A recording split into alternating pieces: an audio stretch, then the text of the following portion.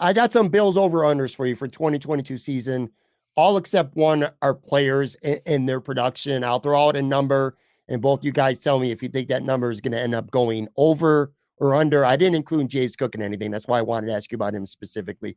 I'll start with Josh Allen, 4,500 passing yards, and I'll throw out what he had last year too, just for reference. He had 4,407 last year. So the number is 4,500 passing yards. Over. That would be my answer. Over. 4,500. Because what he had last year is 4,500. He had 44. He said 4,407 last year. 4,407. There were some stinkers last year that were mixed. There were some unbelievable games, but there was also like a handful of stinkers. And I think this year maybe the highs will still be as high, but the lows will be a little bit higher. So that's why I'm going to say over. Okay, all right. I reserve the right to change this before training camp or the season. I'm going to say under because I think that they're not going to be like trailing where they have to throw a lot. And I think that judging by some of the things that come out last year, Sean McDermott, and maybe wanting to run the ball a little bit better, maybe they'll stick a little bit more to that, especially as the season goes on. They have late season bad weather games this year. Could be bad weather at home. I think that could be a factor in something like this. I'm going to say under only because of circumstance, not because Josh Allen's having some sort of down season. Oh, okay. And I'll also say this too, and I'll be the bad guy here. He played every game last year, and the way he plays, there's a chance that he could end up missing a game or two. And by the way, as we go through these, I want, and I know you guys will, pick with your head and not necessarily your heart. You know what I'm saying? Josh Allen, 700 rushing yards. He had 763 last year. Under for me. That one's pretty easy because I think Sal and I actually talked about this on the last episode of the podcast. I think Josh Allen's running ability is a big asset to the offense, but I think it's something that they should use sparingly to make sure that he gets through the season, and then you unleash him at the end of the season. So I'm going to say under, especially now that James Cook is in the mix and they have other options. Okay. 100%. Yeah. And, you go back a couple of years, that's a lot for what he's had the last few years. It's really the most he's had in his career. Even when he had the runner-up to MVP season, he wasn't that. He was in the 500s. So I'm going to say under for that. Okay, next one. Gabe Davis, 1,000 receiving yards. He had 549 last year, so obviously getting to 1,000 would be a big jump. That said, he started the year as the number 4 receiver last year. We saw what he did in the playoffs. He's the number 2 this year. 1,000 yards. What do you say? I'll start, and I'll say over because I think that he is the clear number 2 on this team, and he'll get plenty of more opportunities. He didn't really play even that much until the back half of last year because he was dealing with a little bit of an injury in preseason, and they had Emmanuel Sanders. They don't. I mean, he's the number 2 guy, and I think there's enough targets there, and he's a big play guy. Like he averages a lot per catch. He was over 15 yards a catch last year, right? So I think that alone will help him elevate those numbers. I'm on the fence about it. I really believe in Gabriel Davis. I think that's a lot, but I'm also going to take the over because I think Sal made some good points. And like a minute and a half ago that I said Josh Allen would have over 4,500 yards. And even if Diggs gets like 1,500, there's still 3,000 yards left that need to be accounted for somewhere. And they're not going to come from anybody else more than him. So I'm going to go, he's going to be right around there. But I think we're going to have a very sneaky, strong Gabriel Davis season. I absolutely love Gabriel Davis. Last year I think Ed Oliver went from being a good to great player. I think that could be this year. On the other side of the ball, I think you can see Gabe Davis do that. You said Stefon Diggs. Let's go to him next. 100 receptions. He had 103 last year, and he had 127 when he set all those records 2 years ago. 100 receptions. I'm going to say under because I think an expanded role for Gabriel Davis. Some of those catches go to James. And I think that they, even at points last year, made it like very clear, like, hey, we're saving Diggs for the end of the season. We're saving Diggs for the big time games. So I think he's going to be right around there because he's such a dynamic player. But 100 receptions is a lot, even for somebody who I think is a top 5 player, or excuse me, a top 5 receiver in the NFL. Well, I'm going to say over because, look, there are 17 games now. We're talking less than 6 catches a game. He has some games where he's 10 to 12 catches. Mm-hmm. So even if he has a lighter game or they go away from him, they rest him a little bit, whatever, I think that he'll have enough volume overall as the number 1 receiver that I think he gets that. And I think he exceeds it by quite a bit. I'm looking at maybe a 110 to 115 type catch season. Okay. Devin Singletary, 925 rushing yards. He had a career best 870 last year. We know the team likes to throw the ball around, but somebody's got to run the football. 925 Devin Singletary. I'll go first here. I'll say under. I just think with the addition of James Cook, with the fact that this team throws the ball so much, and with Josh Allen running the ball a little bit here and there, that's a lot. I think that's a lofty expectation for Devin Singletary. Now, he did become the main guy last year, so there's an argument to be made for him to go over this for sure. But I'm just going to say under because I don't think that that's how they want to structure their offense so much. Part of me is tempted to say yes, because if he isn't here next year, they're going to be okay putting all of that tread onto tires they're not keeping in the future. But I still think under, because that's a lot. And this team's bread and butter is the passing offense. So why change that now? And I don't think they will. Going back to the passing offense, Dawson Knox, 9.5 touchdown receptions. He had 9 last year, obviously a career best and a team record for tight ends. 9 last year. So I'm going to say 9.5 is the mark for this year. That's because he missed time last year and he still got to 9, but he did have a bunch of multi-touchdown games.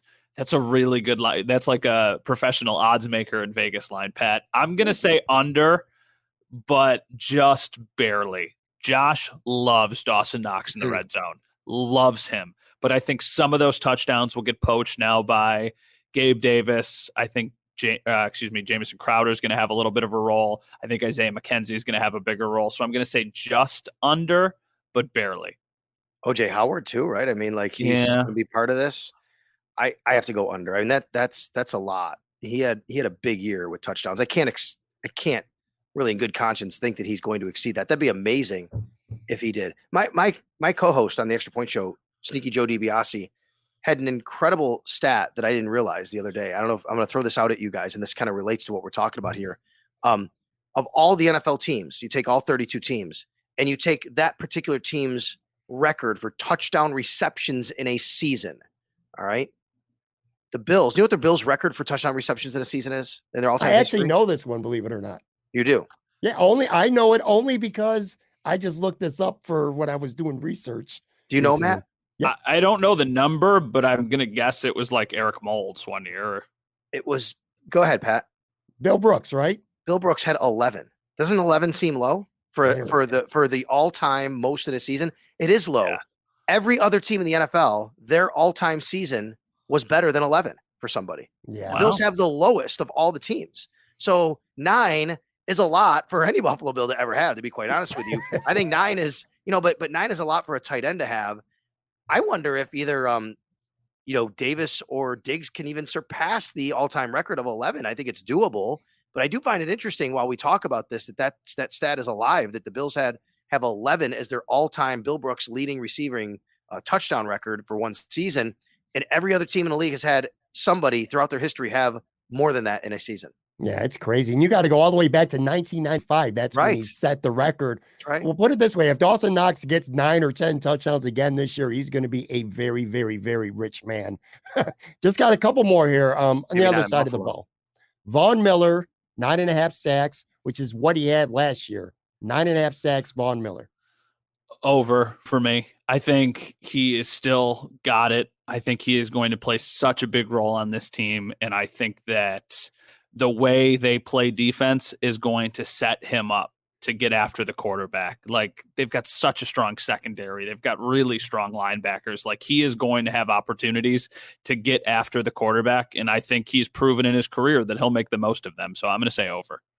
I'm going to say over also. I think he's on a mission to do what he said. That's to get that third Super Bowl with a third team, but also he's going to be used so much more differently, I think, as far as volume than the Bills have really traditionally used their D-line. I think he'll play more than they traditionally have guys play.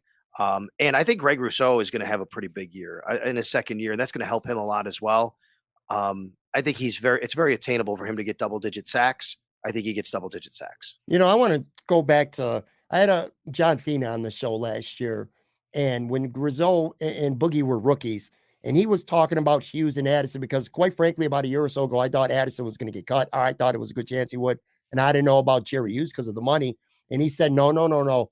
These guys are going to be positive influences on the kids. I can only imagine what Von Miller is going to bring to Rousseau and Boogie and AJ Epinesa as well, now that he's part of this culture and this locker room too. I'm sure that's going to be a huge deal for them. All right, so I got 2 more here. The combination of Hyde and Poyer 9.5 interceptions combined. The two of them combined for 10 last year. They each had 5. So 9.5 for the two safeties. I'm going to say under on that one. Last year was a little bit of an outlier for them both having strong, not strong seasons. They're both exceptional players, but have that many interceptions. The last couple of years, this Bills defense, nobody has really had a ton of interceptions, not even Tre when he was an all-pro that long ago. So I'm going to say under just because I think circumstantially that's just going to be the way it works out. What about you, Sal?